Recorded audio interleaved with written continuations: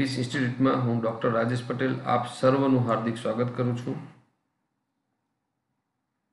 Era English institute नामनी application तथा YouTube channel पर આપણે સ્પર્ધાત્મક પરીક્ષાની સાથે જોડાયેલો વિષય અંગ્રેજી અને એક સામાન્ય અંગ્રેજી વિષય જ્યારે આપણે તૈયાર કરવો છે તો એ બાબતના ઘણા વિવિધ વિડીયો ભણી અને ધીમે ધીમે આપણું અંગ્રેજીને સારું કરી રહ્યા છીએ। તો આજે હું 4 શબ્દ વિશે તમને માહિતી આપવાનો છું। તો એ 4 શબ્દ એ એક ક્લોઝનો ભાગ છે। એ 4 શબ્દ એક ક્લોઝનો ભાગ છે। તો કયા 4 શબ્દ વિશે આપણે ભણવા જઈ રહીશું? તો લખીએ છીએ 4 શબ્દ આપણા। આપણે પહેલો શબ્દ ભણીશું જેને સંયોજક તરીકે ઓળખાય છે as soon as। એની સાથે જોડાયેલો બીજો શબ્દ છે જેને no sooner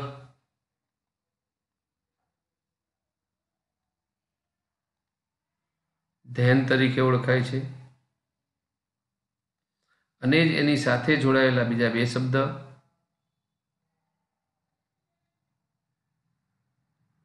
hardly अथवा तो मित्रों ए शब्द न लखता तमे स्केर्सली लखशो तो बंनेनो मीनिंग अने बंनेनी वाक्य रचना एक ज सरखी छे।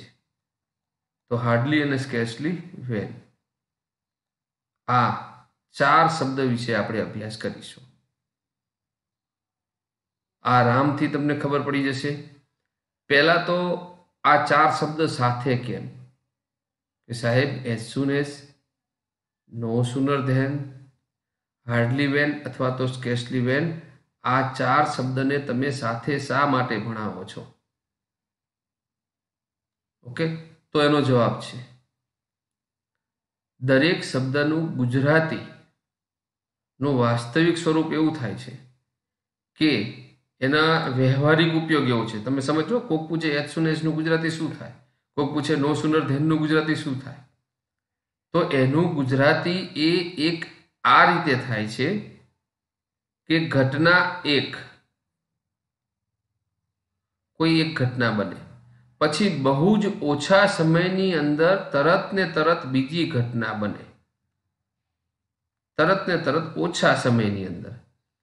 हवे जो आ प्रकारनी घटना एक अने घटना बे ने तमारे भेगू करवानुं होय तो तमारे आ 4 शब्दना उपयोगथी थाय छे। तो के साहेब हवे नो सूनर देन वाळुं वाक्य जो मने पेपर में जोवा मळे तो मारे एवुं समजवानुं के अहींया एक घटना पछी तरत बीजी घटना छे। तो तमे गुजराती क्यांथी करशो एनुं? मने कूतरू करड़्युं अने तरत ज मैं इंजेक्शन लई लीधा। तो जे तरत ज शब्द छे ए एज सून एज नुं गुजराती एवुं तमे समजी शको। नो सूनर देन नुं गुजराती एज, हार्डली वेन नु एज अने स्केर्सली वेन नु एज। तो आ रीते आ 4 संदर्भ शब्द जे छे एनी संदर्भ सूची एवी छे के आना गुजराती उपर न जता एनो व्यवहारिक उपयोग शुं छे। तो एनो व्यवहारिक उपयोग छे के आ 4 शब्द अंग्रेजी भाषा में एक घटना पछी तरत बीजी घटना माटे वपराय छे। जेवुं कूतरू करड़्युं तरत ज मैं इंजेक्शन लई लीधा, जेवा पिताजी घर में आव्या अमे तरत ज टीवी बंद करी दीधी, जेवी मम्मी नौकरीएथी आवी अमे वांचवानुं शरू करी दीधुं हतुं, जेवा शिक्षक वर्गखंड में आव्या अमे तरत ज वातो करवानुं बंद करी दीधुं। बस आ प्रकारना जे हूँ गुजराती में वाक्य बोल्यो ए ज प्रकारना वाक्यों ने अंग्रेजी में बनावा माटे घटना एक पछी तरत ज बीजी घटना बतावा माटे उपरना 4 शब्दनो अंग्रेजी में उपयोग थाय छे। आ 4 शब्द ने जो कहेवुं होय तो एडवर्ब क्लोज ऑफ टाइम नी अंदर आ 4 शब्दनो समावेश थाय छे। पण आनी पोतानी सरस मजानी एक निश्चित थियरी होवाथी मैं आ 10-12 मिनिटनो विडियो आ 4 शब्दने समजवा माटे तमने मूकेलो छे। तो स्पर्धात्मक परीक्षा में 4 शब्द में शुं ध्यान राखवानी आपणे तो जोईए। तो शुरुआत करिए। तो पहलो शब्द तो एक वाक्य लईए आपणे, एक वाक्य लईए। एक वाक्य आवुं छे, एज सून एज ए हमेशा विधाननी शरूआतमां आवे छे। एज सून एज एक बाळक छे, ध child so his mother, so his mother. एक बाळके तेनी माताने जोयुं અને he stopped crying અને તેને રડવાનું બંધ કર્યું। તો અહીંયા તમને બે ક્રિયાપદ જોવા મળશે, બરાબર। એક ક્રિયાપદ છે તમારી પાસે so અને એક ક્રિયાપદ છે તમારી પાસે stopped અને સંયોજક તરીકે તમને as soon as। तो as soon as सांभळजो, as soon as ए विधाननी शरूआतमां आवे छे। एक बंनेना काळ सरखा होय छे, सादो भूतकाळ अने सादो भूतकाळ। वच्चे अल्पविराम होवुं जरूरी छे, छेल्ले पूर्ण विराम हशे। तो साहेब पेपर में अमे कई रीते आ जवाब मूकीशुं?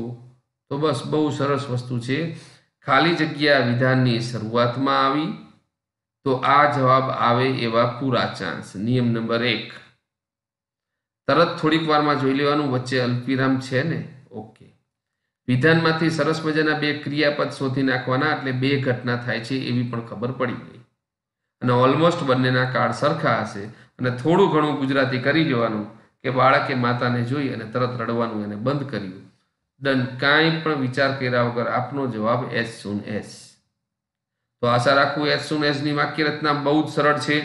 हमेशा विधाननी शरूआतमां आवशे, वच्चे अल्पविराम आवशे। बीजो नियम, बंने काळ सरखा हशे। सादो वर्तमान होय तो वांधो नथी, सादो भूतकाळ होय तो वांधो नथी।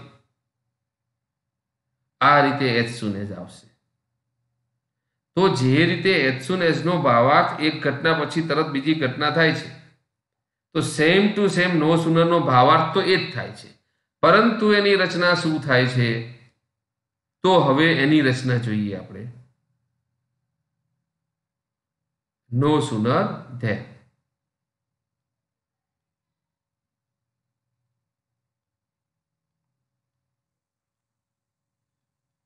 No sooner then.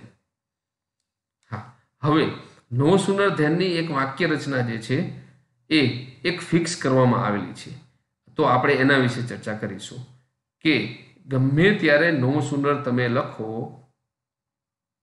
तो एनी पाछळ 3 शब्द मूकवा आवश्यक छे। डू, डज अने डीड वत्ता सब्जेक्ट अने वत्ता टू वगरनुं वी। कारण के आ 3 शब्द तमे मूकी दो विद्यार्थी मित्रों, पछी अहींया टू वगरनुं वी ज वधे, पछी अहींया कोई काळदर्शक शब्द भाग न आवे। टू वगरनुं वी वत्ता ऑब्जेक्ट, अहींया सरस मजानो संयोजक धेन आवशे अने फरीथी अहींया S plus V plus O वाळुं एक नॉर्मल वाक्य तमने अहींया जोवा मळशे। ओके, तो चलो अभ्यास करी के शुं कहेवा मांगे छे। तो बहु सरल रीते जोईए तो पहला तो अमे स्पर्धात्मक परीक्षाना पेपरमां शुं करीशुं। तो जो भूले चूके संयोजक तरीके तमने धेन जोवा मळे तो एनी आगळना ऑप्शनमां जो अहींया खाली जग्या होय तो अहींया नो सूनर शब्द ज आवशे। संरचनाने फरीथी एकवार समजी लईए। आ पद आवुं खूब ज जरूरी छे। आ पद आवशे आवशे ने आवशे।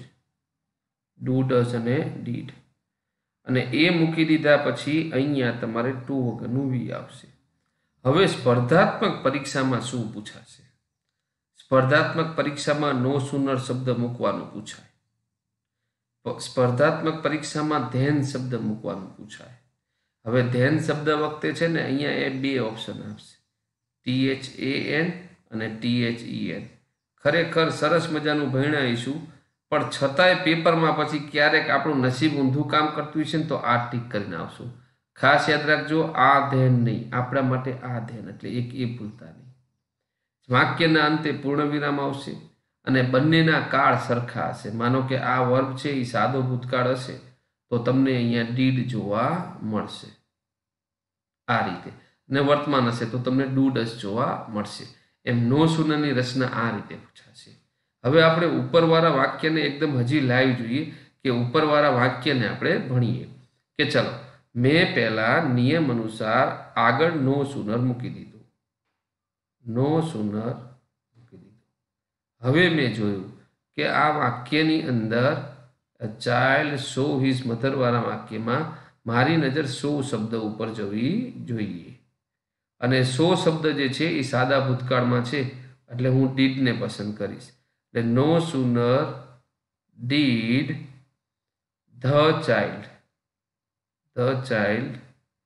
ત્યાર પછી જે સો શબ્દ છે એનું મૂળ રૂપ સી થઈ જશે, કારણ કે ડીડ શબ્દ હતો તેથી અહીંયા ટુ વગરનું રૂપ કરવું પડ્યું. The child see his mother, ત્યાર પછી અલ્પવિરામ કાઢી નાખવાનું, અલ્પવિરામ નહીં આવે. અહીંયા આપણા માટે સરસ મજાનો શબ્દ હાજર છે ધેન, અને બીજા વાક્યમાં કોઈ પણ પ્રકારનો ફેરફાર કરવાનો નથી. એટલે હી સ્ટોપ્ડ ક્રાઇંગ. ડન. વિદ્યાર્થી મિત્રો, આ વાક્ય આપણે નો સુનરમાં ફેરવી નાખ્યું. તો ફરીથી સ્પર્ધાત્મક પરીક્ષા માટે નો સુનર પણ પૂછાય. એક, સ્પર્ધાત્મક પરીક્ષામાં કદાચ અહીંયા ક્યારેક આ પણ શબ્દ તમને પૂછી નાખે. બે, સ્પર્ધાત્મક પરીક્ષામાં અહીંયા ડીડ શબ્દ મૂક્યા પછી અહીંયા આ મૂળરૂપ આવે. ત્રણ, આ પણ ખાલી જગ્યા હોઈ શકે. અહીંયા આ ચોથો ભાગ કે કદાચ નો સુનરને બધું આપે અને ABCD ઓપ્શનમાં આપણને ધ્યાન પૂછી શકે, અને આ રીતે કદાચ ક્યારેક વાક્યનું ફેરબદલી પણ પૂછે તો આ શબ્દ થઈ ગયો તમારો નો સુનર. તો એઝ સુન એઝ અને નો સુનરમાં આશા રાખું સંપૂર્ણ ખબર પડી હશે. તો આ રીતે નો સુનર શબ્દ જે છે અને એઝ સુન એઝ શબ્દ એ એક ઘટના પછી બીજી ઘટના માટે વપરાતા હોય છે. આ હંમેશા વિધાનની શરૂઆતમાં હોય છે. આ શરૂઆતમાં હોય છે, સંયોજક તરીકે વચ્ચે ધ્યાન આવે છે, એ THAN આવે છે, એને આપણે યાદ રાખીશું. આ આની સંરચના છે. હવે અપવાદરૂપ શું હોઈ શકે? અપવાદ એટલે ક્યારેક કોઈક શિક્ષક આથી આગળ શું પૂછી શકે, વધારે શું પૂછી શકે, વધારે શું પૂછી શકે. તો આ વાક્ય રચનાને બરોબર જોઈ લીધી હશે તો હું આને ભૂસી નાખું છું. ને આથી વધારે શું પૂછી શકે?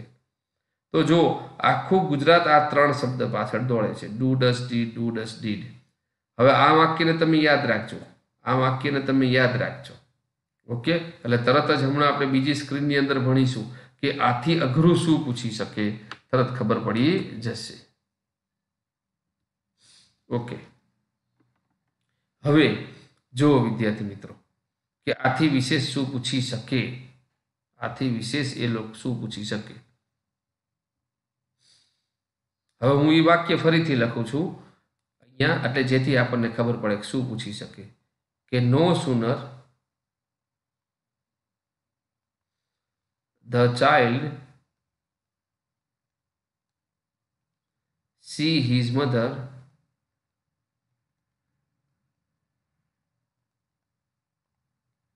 અલ્પવિરામ then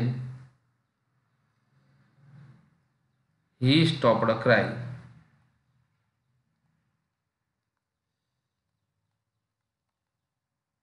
ચલો ડન. તો હવે આ વાક્ય જે છે દેખાય છે તમને, એમાં તમને કદાચ આટલું લખ્યા પછી તમે નિરાતે જોઈજો હું તમને પહેલા શું કહેવા માંગુ છું. અને કદાચ જેમ બેન્કિંગની પરીક્ષા છે એમ આની અંદર ભૂલ શોધો કીએ તો તરત ખબર પડી જવી જોઈએ કે સાહેબ આ શબ્દ ક્યારે અહીંયા એકાદો શબ્દ મૂકવો પડે પછી જ વપરાય. તો એ શબ્દ અહીંયા કયો રહી ગયો વિદ્યાર્થી મિત્રો? ડીડ રહી ગયો. આ કે ભૂતકાળનું વાક્ય હતું એટલે.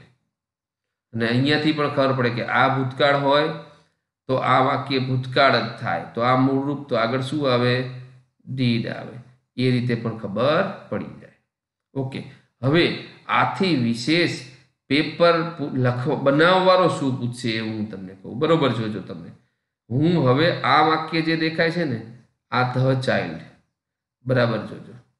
પછી હિઝ મધર, આ એનું કર્મ છે. હવે કદાચ આ પેપર બનાવનારો આ વાક્ય આવું બનાવે. જો માનો કે ઘટના નંબર 1, હું ડિટેલમાં સમજાવું. ઘટના નંબર 1 મારે પેસિવ બનાવવું છે. મારે પેસિવ બનાવવું છે કે ધ, સમજો, ધ ચાઇલ્ડ્સ મધર. મેં મધરને આગળ રાખી, હિઝ મધરની જગ્યાએ ચાઇલ્ડ્સ મધર. પછી મેં અહીંયા કર્યું વોઝ સીન. પછી કર્યું મેં by the child. The child.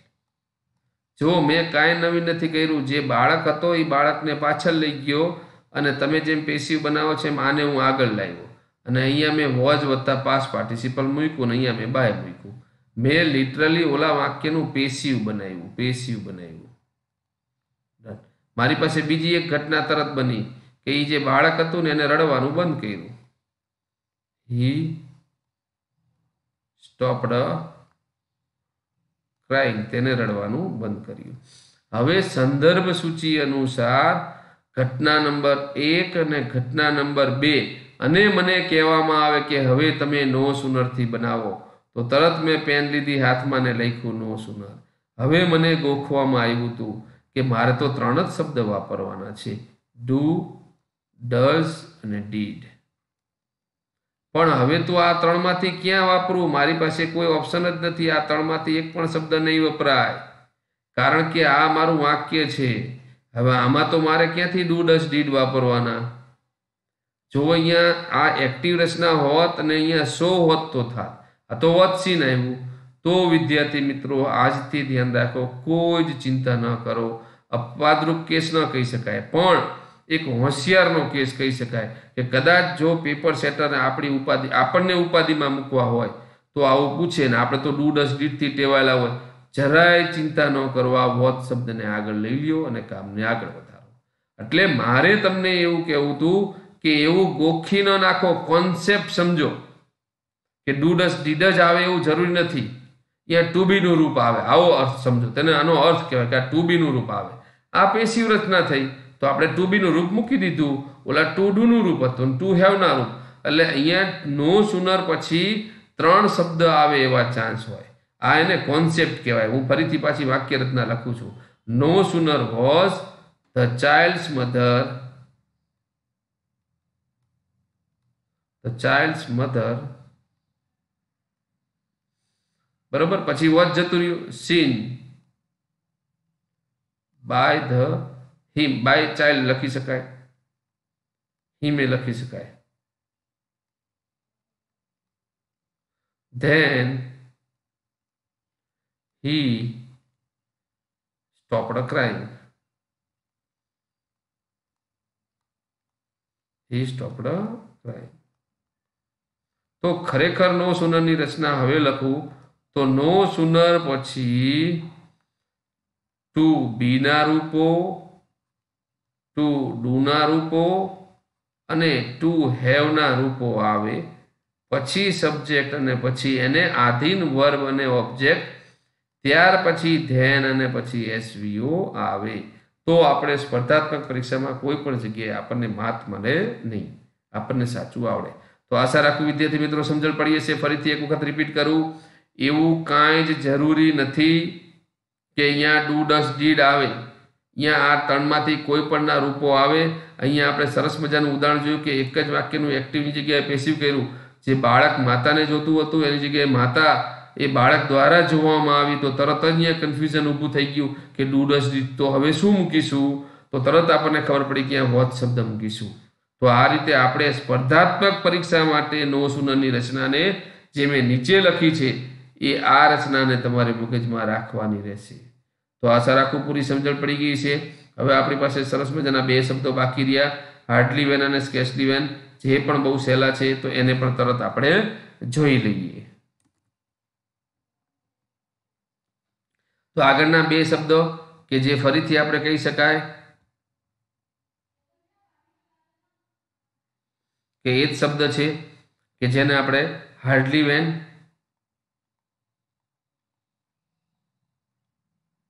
અને સ્કેર્સલી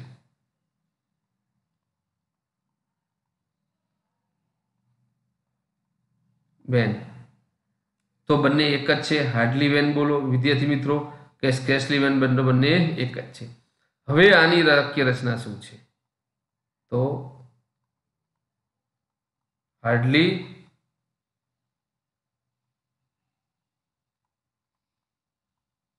સ્કેર્સલી વત્તા એક શબ્દ મૂકવાનો ઈ શબ્દ હેડ પ્લસ સબ્જેક્ટ, અને હેડ મૂકો એટલે અહીંયા પાસ્ટ પાર્ટિસિપલ થાય, વત્તા ઓબ્જેક્ટ, અને અહીંયા સંયોજકમાં વેન શબ્દ આવે ફરીથી એસ પ્લસ વી પ્લસ ઓ.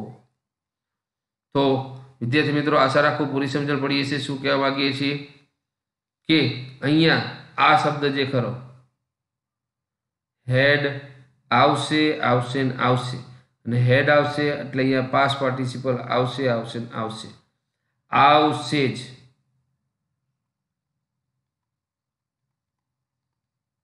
યાદ રાખજો.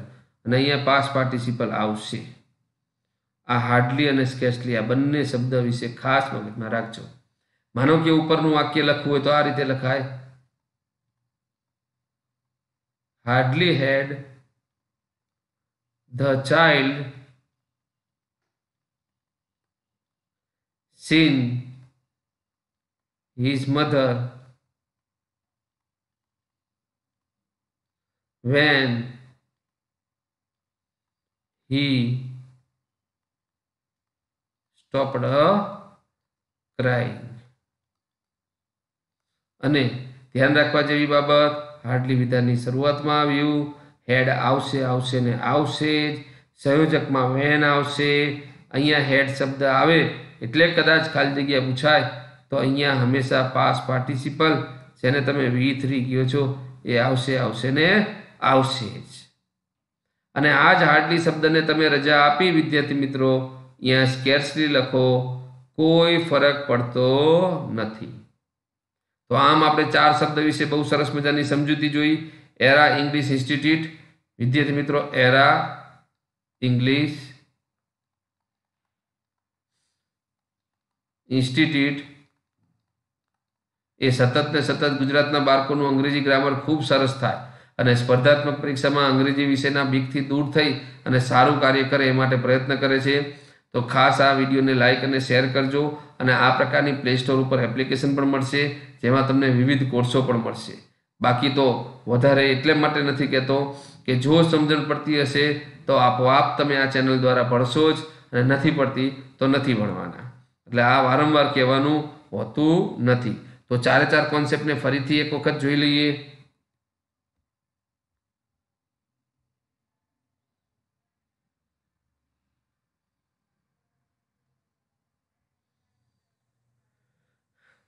ચારે ચાર કોન્સેપ્ટને ફરીથી એક વખત રિપીટ. વિધાનની શરૂઆતમાં પહેલો શબ્દ હતો